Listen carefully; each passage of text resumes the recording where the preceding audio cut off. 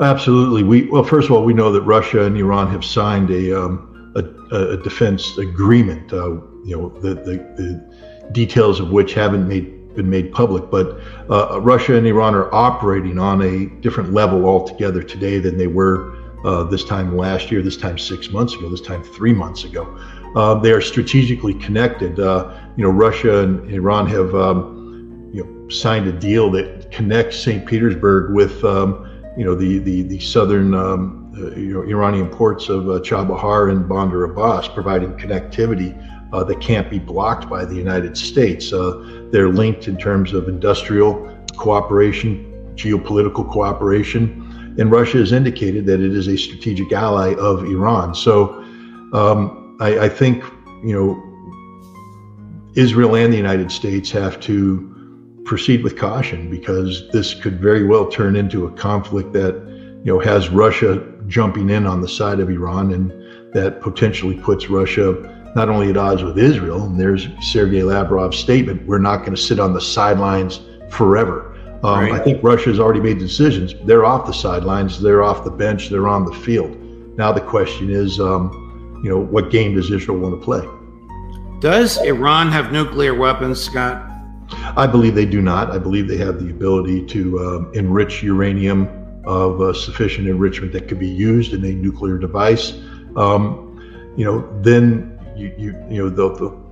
is it going to be a uranium weapon, a plutonium weapon? If it's a uranium weapon, then they've got to convert it into metal. They could make a simple gun design that's not that complex, but an implosion device requires work on high explosives that the Iranians haven't, to my best of my knowledge, completed yet. It's also something that the Iranians said that they weren't going to do. I'm more worried, to be honest, about a Pakistani weapon than I am about an Iranian weapon. What is your worry about a Pakistani weapon? That the Pakistanis would deliver a nuclear weapon at a target that Iran picked?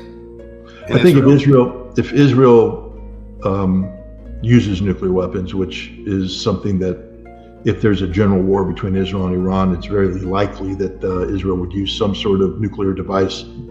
It would be necessary to, for instance, penetrate into the Firdos nuclear facility, which is underground. It can't be penetrated by any conventional weapons.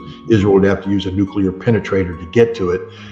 If Israel used a nuclear weapon against Iran, it's inevitable that an Islamic weapon will hit Israel. It's inevitable. I'm just trying to be as clear as I can be about this. It's inevitable that an Islamic weapon will hit Israel and probably destroy Israel. And the Pakistanis have made it clear that that weapon probably will have made in Pakistan on it. Whether the Pakistanis deliver it themselves or give it to Iran to deliver, that's a question for the future to decide. But Israel needs to know that there is no free pass, that they don't get to use a nuclear weapon and nothing happens. Eventually, if Israel uses a nuclear weapon, Israel will be destroyed by nuclear weapons. How about let's go back to the IDF and Hezbollah. The Wall Street Journal this morning, a cheerleader for Benjamin Netanyahu and a cheerleader for the destruction and genocide in Gaza, has a long piece reporting that the IDF is exhausted. They want to go back home. Their businesses are suffering. Their families are suffering. They're begging their leaders to beg Netanyahu's government not to pick a fight with the Hezbollah. Can the IDF alone defeat or diminish Hezbollah? Well, diminish is a question. I think the IDF has the ability, if it engages in a full-scale war of attrition against Hezbollah, to inflict damage on Hezbollah. But I don't believe the IDF will win this war. I believe that Hezbollah will win the war of attrition, and it will be a strategic defeat for Israel. Israel prepared for such a conflict. They ran major exercises in 2021, 2022, but all of these exercises were predicated on Israel starting clean with a fresh military, all their resources focused on closing with and destroying the Hezbollah enemy. Israel is now entering this exhausted by over nearly 9 months of war, in Gaza that has diminished it, depleted it. The troops are physically and morally exhausted, psychologically worn out. Their tanks no longer work. They don't have spare parts for their tanks. They're running out of ammunition. Their leadership is frayed. The morale of the men is low, and now you expect them to be thrown into battle against a highly trained, fanatical force like Hezbollah that is ready for this fight, has been preparing for this fight for over a decade, and will take this fight to Israel. Israel thinks that this fight's going to be fought in southern Lebanon as they seek to push the Hezbollah back to the Litani River. This fight will be fought in Galilee as Hezbollah comes in with tens of thousands of highly trained troops who are prepared to take the fight to Israeli towns, Israeli villages. Israel can't win this fight. They will lose this fight.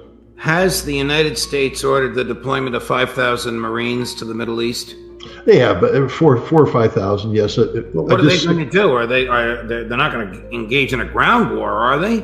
Not a damn thing. No, 5,000 Marines is insufficient forces to do anything of significance on the ground other than NEO operation, which is a rescue operation. If you have to pull Americans out of Israel or out of Lebanon, out of harm's way, the Marines have contingencies where they can go in, they can secure a zone, usually in a permissive environment, but in some cases a non-permissive environment, and get American citizens out of that and then withdraw them out of the area. But in terms of a sustained presence on the ground, a meaningful presence, 5,000 Marines simply isn't enough.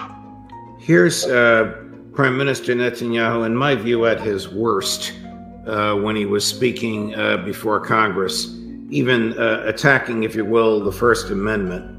I'd like you to watch this and listen to it. Maybe you've seen it before. And then I'm going to ask you, he's a maniac. What is his real goal in all of this? But first, the clip. For all we know, Iran is funding the anti-Israel protests that are going on right now outside this building. Not that many, but they're there, and throughout the city. Well, I have a message for these protesters. When the tyrants of Tehran, who hang gays from cranes and murder women for not covering their hair, are praising, promoting, and funding you, you have officially become Iran's useful idiots. Three of those demonstrators are regular contributors to this show: Max Blumenthal, Aaron Mate, and Colonel Lawrence Wilkerson. I asked them, were you guys funded by Iran? There were 50 to 100,000 of you. Was there the slightest whiff of Iranian money funding you to go there? No, no, and no. Yeah, no. Look, you don't have to agree. I happen to agree with, I'm good friends with Max and Aaron, and I know Colonel Wilkerson, and I agree with what they're demonstrating in support of.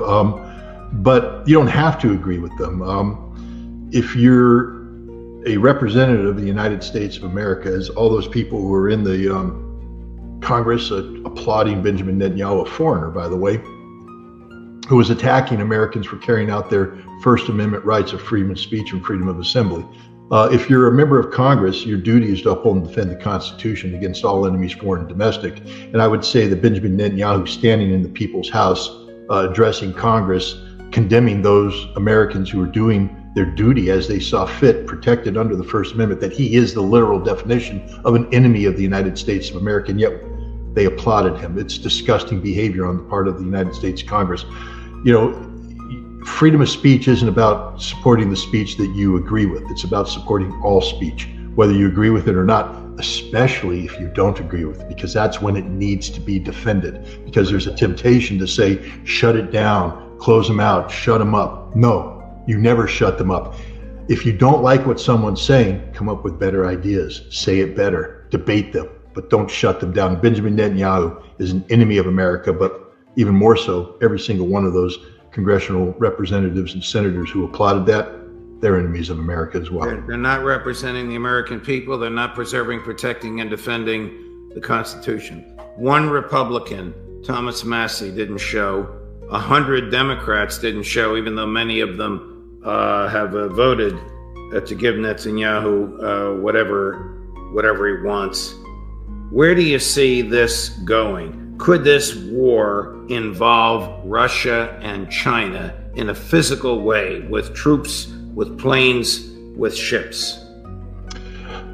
I don't believe so. I mean, there's always that possibility. You never know where something's going to go once it starts. The danger is that this could turn into a general war between Russia and Iran. If Russia starts providing Iran with military But you said equipment, a war between Russia and Iran. I'm sorry, I mean between Israel and Iran. Right. If Russia has this agreement, it can't back away, meaning it will continue to support Iran. It won't allow Iran to be strategically defeated. If the United States has a similar agreement with Israel, where it won't allow Israel to be strategically defeated, we now have the potential of Russia and the United States facing off against each other in this regional way. Now, the United States and Russia have been doing so over Syria for over closing on 10 years, and we have deconfliction methodologies established where we talk to one another and we know how to avoid a conflict. But would we be able to do that if it involved Israel and Iran? It's just dangerous. We don't want to head in this direction where we have to ask that question. I'd prefer to know the answer, which is no, we're not going to allow that situation to devolve. But once you get into a general shooting war, you can't predict the outcome, and that's a very dangerous thing. I believe so. I think we've gotten to the point where it's gone beyond perverted parody.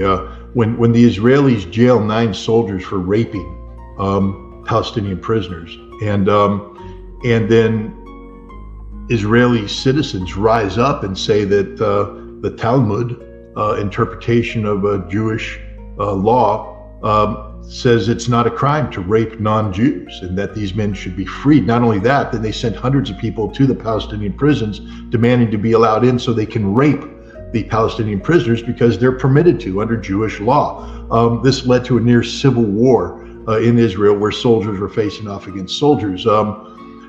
This isn't bad Hollywood movie. This isn't the preface to some sort of zombie apocalypse. This is reality happening in Israel right now. Our ally. We claim that Israel and America is alike in many ways. I don't know, when was the last time 500 American citizens stormed a state prison saying we need to be allowed in to rape the prisoners because we're permitted to under our religious beliefs? That's happening in Israel as we speak. The 9 soldiers were released now from custody. They're not going to be charged with a crime because apparently in Israel, raping prisoners is no longer a crime. That's just one thing. They're blowing up. They blew up a school today with students in it. The school burned. The students were inside the school burning to death. The parents were outside listening as their children screamed as they were burned to death.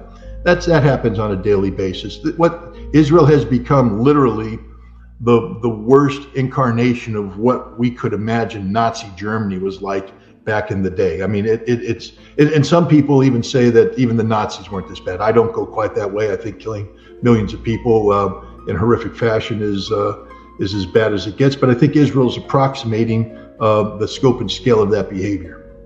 Our friend and colleague, Alistair Crook, referred to the behavior which you have just summarized as Mein Kampf in reverse. This belief that non-Jews can be raped just because they're not Jewish. I don't disagree with it. I have tremendous respect for Alistair Crook. He's somebody who, former British intelligence officer in the region, very extensive knowledge of Israel and Palestine, and so his insights and observations, carry a great deal of weight. And I need to also point out that the issue of Israel's far-right religious population, and the Talmudic scholars and students, it's been haunting Israel for some time. Yitzhak Rabin's assassin, the man who pulled the trigger on Yitzhak Rabin back in November of 1995, I believe, he claims that he was ordered to do this by a Talmudic Jewish rabbi who said that Yitzhak Rabin had violated Israeli law, was now an enemy of the Israeli people, and therefore had to be killed, that it was his religious duty to do this. This is the kind of perverted thinking that's widespread in Israel. That many of the battalions that operate in Gaza are reserve battalions drawn from Talmudic universities or camps, and these students believe that they have every right to murder, to rape, to pillage, to do whatever they want against non-Jews, and there's no crime, and they celebrate these crimes. So, Alistair Cook's onto something.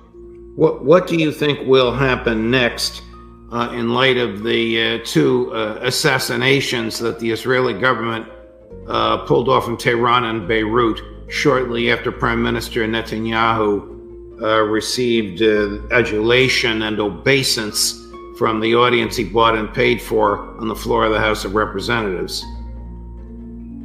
There's some question as to whether or not Netanyahu gave the United States a heads up that he was going to do this. And I think that the answer is he did give the United States heads up. I know the United States denies this, but something of this scope and scale couldn't have been carried out without the United States at least knowing that it was happening, so that we could, be prepared to respond.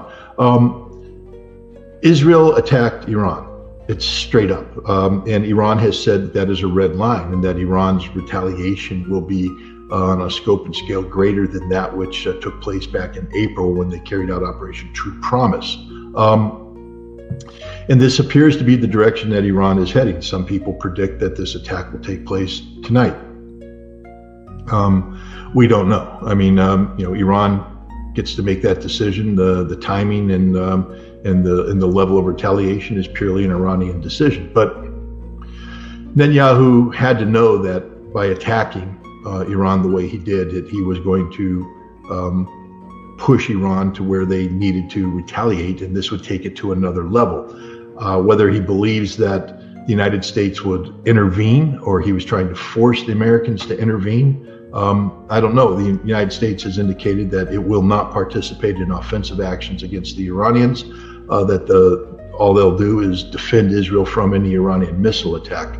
What happens when Hezbollah joins in the fight? What happens if Iraq, the pro-Iranian militias in Iraq do? There's already indication that American bases have been attacked in Iraq, maybe as a precursor to a larger regional offensive by the axis of resistance.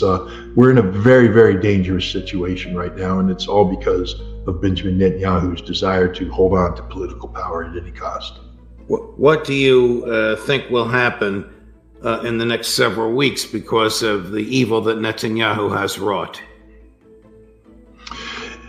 If Iran retaliates on the level that it has indicated would be retaliation for such an attack, we could be looking at tens of thousands, even hundreds of thousands of lives lost. A general war between Iran and Israel that could drag the region in and drag the United States and maybe even Russia and China into it. Israel has indicated that if Iran strikes civilian targets, that it will hit Iran's nuclear infrastructure, and Iran, of course, would respond by hitting Israel's nuclear infrastructure, and the escalation would go from there. So we're looking at, the real possibility that densely populated urban areas, both in Israel, Iran, and elsewhere, Beirut, could be hit with very lethal conventional weapons. Again, on a scope and scale that we haven't seen. I mean, Ukraine doesn't, the war in Ukraine definitely isn't done in this fashion. If you go to Kiev, the capital, people are partying, they're walking, they're shopping. You hardly know that there's a war. That won't be the case if there's a general conflict between Israel and Iran. Tehran, Isfahan, these cities will be hit. Tel Aviv, Haifa, these cities will be hit. And, civilian targets will be hit. Civilians will pay a very heavy price.